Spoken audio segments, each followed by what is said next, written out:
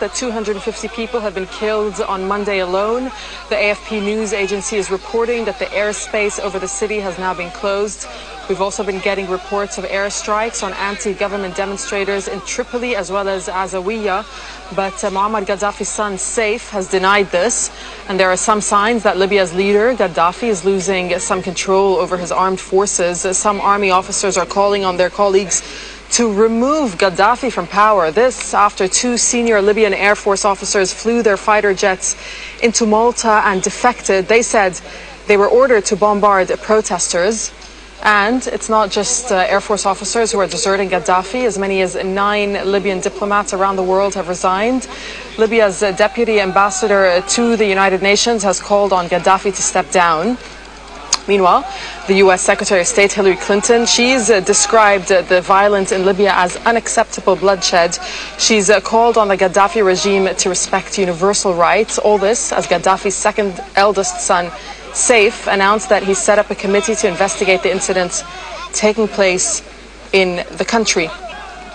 David Owen, he's a former British foreign minister and a member of the upper house of the British Parliament, joins us from London on the telephone.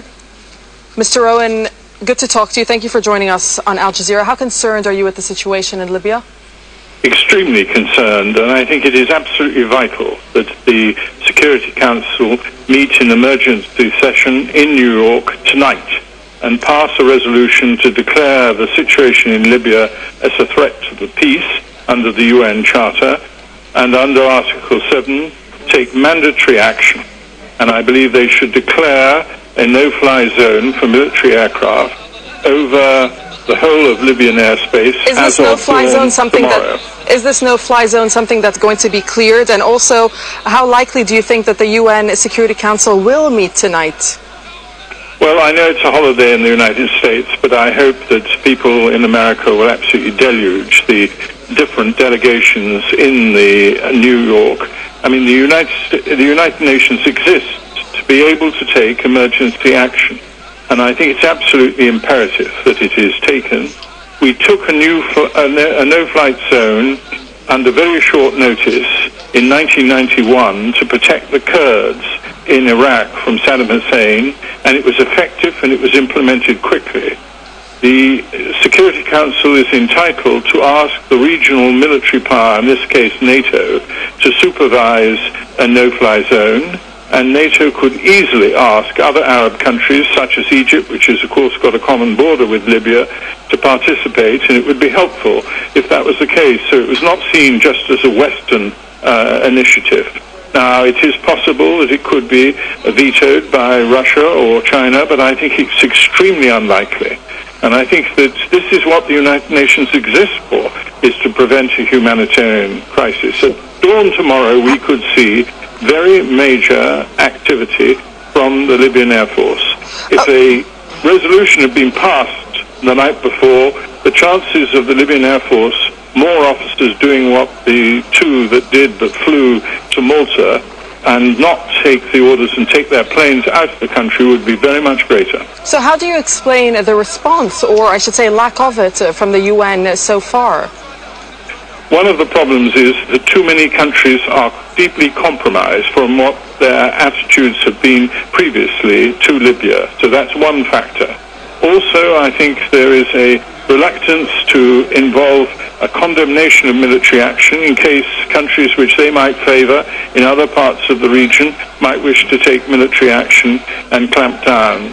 But this is a regional reaction. But in Libya, we know now this is a secular action taken as a response to 42 years of oppression under Colonel Gaddafi. Okay. And now a situation when it is proven that orders have been given to use the Libyan Air Force to attack protesters. We have the evidence in Malta of two senior colonels of the Libyan Air Force.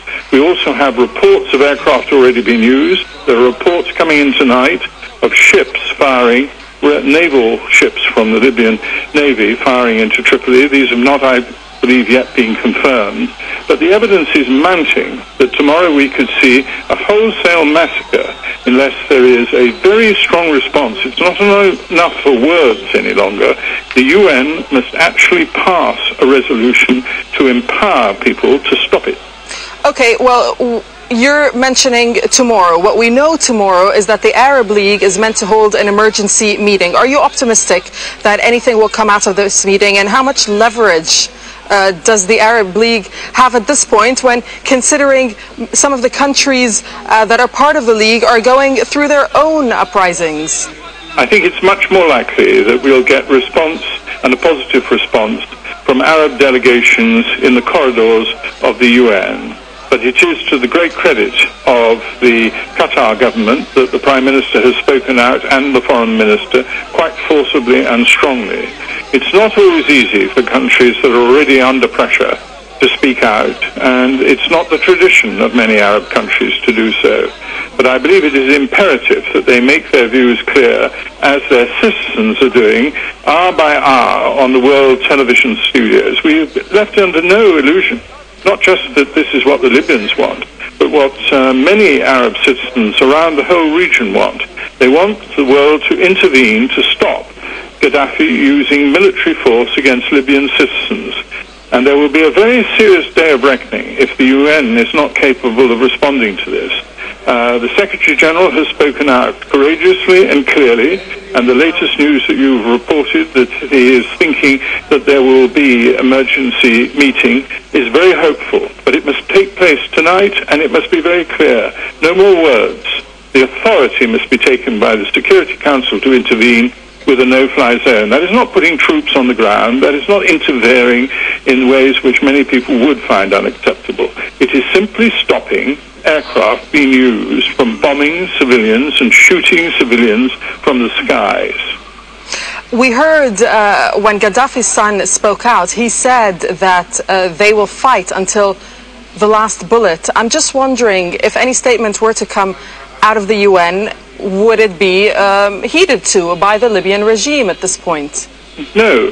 The only thing they will listen to, in my view, Gaddafi and his sons, is action. And the only thing that will stop them is action. And we have the capacity, we have aircraft.